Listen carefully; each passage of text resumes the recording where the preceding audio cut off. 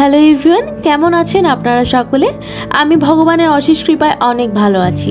যেহেতু ভগবানের কথা স্মরণ করলাম, তাহলে চলুন না আজকে ভগবানের নামে একটি মন্দির ঘুরে আসা যাক। ভারতীয় উপমহাদেশের মধ্যে একটি বিখ্যাত অন্যতম মন্দির হলো এই রমনা কালী মন্দির। এই রমনা কালী মন্দিরটি সোহরাওয়ার্দী উদ্যানের ঠিক দক্ষিণ পাশে এবং বাংলা একাডেমির ঠিক উল্টো দিকে 2.22 একর জমিতে অবস্থিত। বাংলা সংস্কৃতিতে এই মন্দিরটি অবদান রয়েছে অনেক। এই মন্দিরটি 100 বছরেরও বেশি পুরাতন।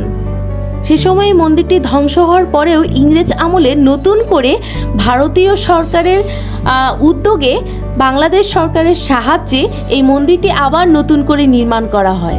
মন্দিরটিতে রয়েছে লোকনাথ ব্রহ্মচারী আশ্রম, আনন্দময়ী ভবন, দুর্গা মন্দির, রাধাকৃষ্ণ মন্দির এবং হরিচাঁদ ঠাকুরের মন্দির।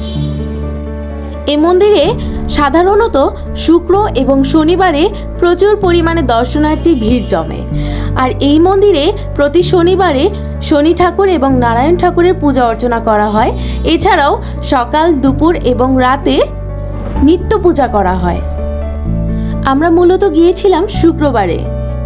মন্দিরে প্রবেশ করার শুরুতেই দেখতে পেলাম মন্দিরের পাশে কিছু দোকান রয়েছে, যেসব দোকান থেকে ধূপকাঠি, মোমবাতি, ফুল এবং পূজা অর্চনার জন্য অনেক সামগ্রী রয়েছে। এছাড়াও মন্দিরের সামনেই রয়েছে অনেক নিরামিষ হোটেল, যেখানে নিরামিষ অনেক রকমের খাবার পাওয়া যাচ্ছে। এবং মন্দিরের পাশেই রয়েছে একটি বড় পুকুর। সেই পুকুরে পুরোটাই হচ্ছে পদ্ম পাতা দিয়ে সাজানো এবং মধ্যে রয়েছে বাবা ভোলানাথের মূর্তি।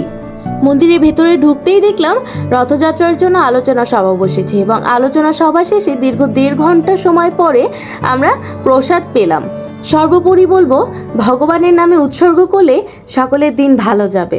ধন্যবাদ সকলকে।